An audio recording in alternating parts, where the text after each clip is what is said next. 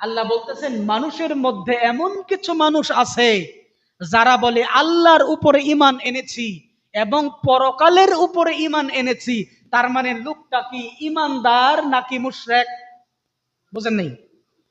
ওরা বলে আমান্না বিল্লাহ, আমরা আল্লাহর উপরে ঈমান এনেছি, ওয়া বিল ইয়াউমিল আখির, এবং আখিরাতের উপরে ঈমান এনেছি। তাহলে লোকটাকে আপনি কি ঈমানদার বলবেন নাকি মুশরিক বলবেন?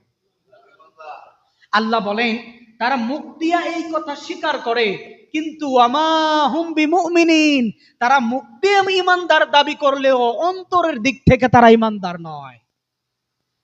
এটা হচ্ছে মুনাফিকের প্রথম আলামত।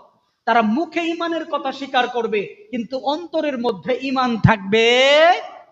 এই জন্য মুনাফিকের সবচাইতে ভয়ঙ্কর যে রূপ, এটা হচ্ছে মুনাফিক হতে হলে আগে ঈমানদার হতে হয়।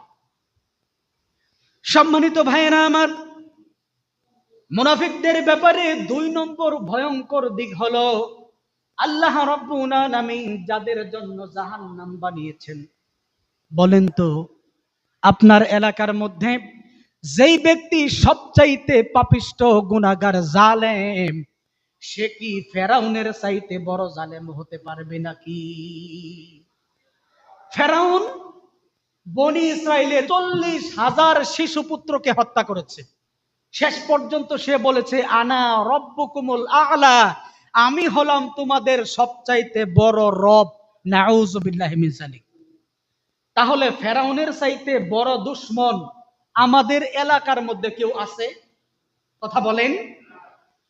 অথচ আল্লাহ বলেন ফেরাউন, হামান, নমরুদ, আবু জাহেল, এই সমস্ত চিহ্নিত বড় বড় কাফের যাদের নামে সূরা নাজিল হয়েছে, যাদের ব্যাপারে কুরআনুল কারিমে আয়াত নাজিল হয়েছে, ওই সমস্ত কাফের, বেঈমান, মুশরিকদের আগে আমি মুনাফিকদেরকে জাহান্নামে প্রবেশ করাবো। নাউজুবিল্লাহ বলেন। ইন্নাল্লাহা, নিশ্চয়ই আল্লাহ তাআলা, জামিউল মুনাফিকিনা, মুনাফিকদেরকে একত্রিত করবে।